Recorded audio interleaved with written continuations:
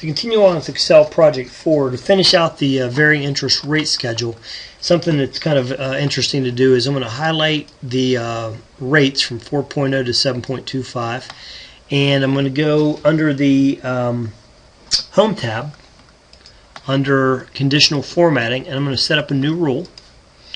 What I want to do for the new rule is I want to format only cells that contain.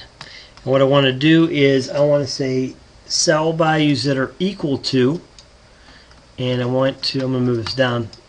I'm going to click on this box and choose E2. And what I want to do is whenever that interest rate is selected, I'm going to format the color fill to be red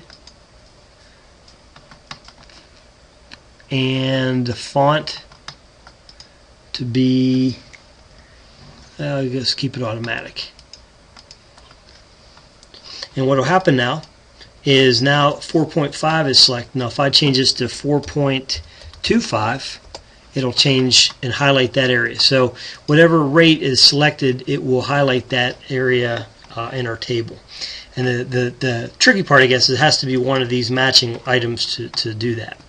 Next thing I'm going to do is start on the next part, and they want us to make column F very narrow, just to have like a little bit of a buffer.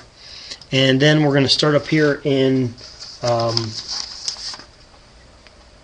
G and put amortization schedule.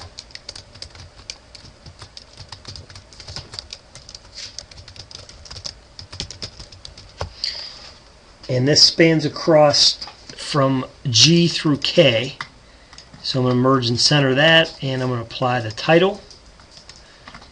And down in the next row, we're going to just put our labels, which is year, beginning,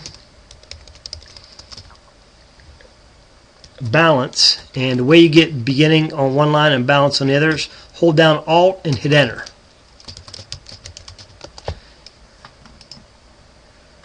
To widen that. Same thing with ending. Alt, Enter, balance.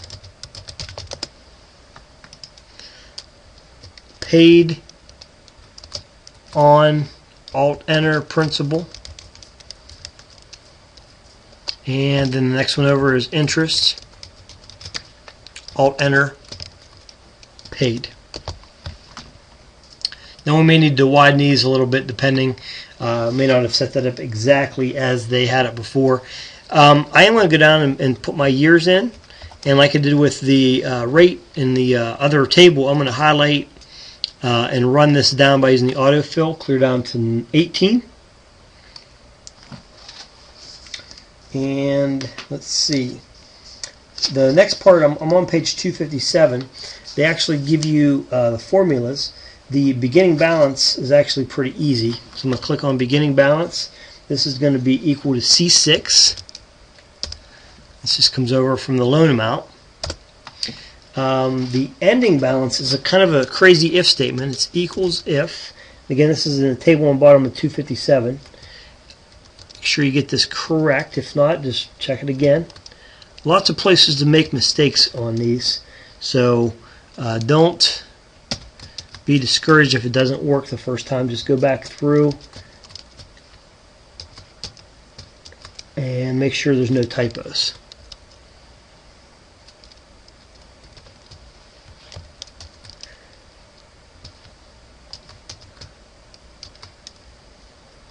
And if you haven't gathered, capitalization is not important in the formulas,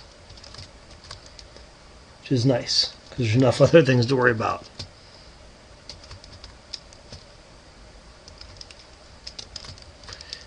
Like, for example, did I just do this correctly? Oh, it looks like I did. I got a number that matches. I'll format that in a minute.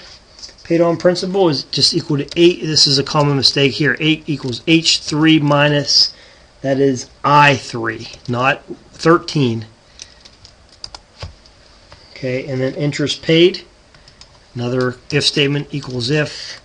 Not as crazy as the other one, but still difficult nonetheless to make sure you get all the items in there. 12 times.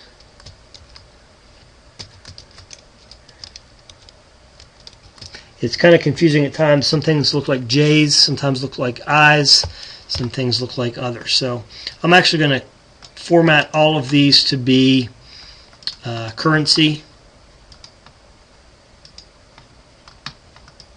2 decimal places. Not sure why they didn't turn. I know why I didn't choose currency. Did I choose numbers? Currency. There we go. Puts the dollar sign and the decimal places in there.